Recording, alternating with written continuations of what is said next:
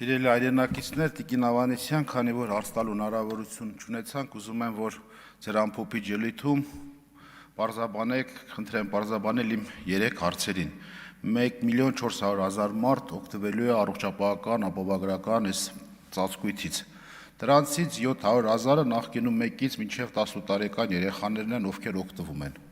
Մոտ 400,000 65 եւ ավել տարիքի թոշակառուներ են, որոնք փաստացի օգտվում են, դրանցից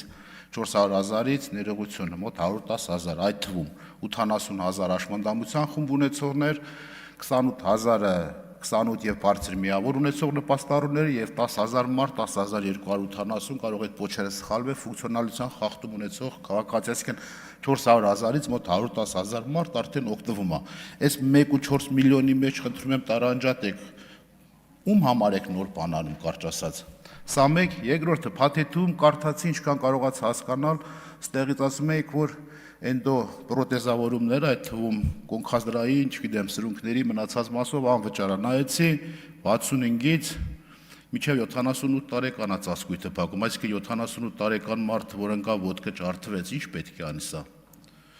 Երկրորդը փաթեթում կարճ ժամանակահատվածում կարողացա կարդալ եւ հասկանալ, որ պերիոդիկ հիվանդություն ունեցողների համար շտաբօգնության կանչերը թողել եք ընդամենը 8-ը, այսինքն այդ մարդը ասու կողմից ոչ մեկս ապահովագրված չենք, 8 անգամից ավելի իրավունք չունի, կանչ կա, որտեղ հիմա սահմանափակ է։ Չկա հստակեցում նյարդաբանների եւ այլ մասնագետների կողմից ուղեգրվող անվճար, նախկինում անվճար պետպատվերի շրջանակներում իրականացվող անվճար բուժօգնության եւ ծառայությունների մասով։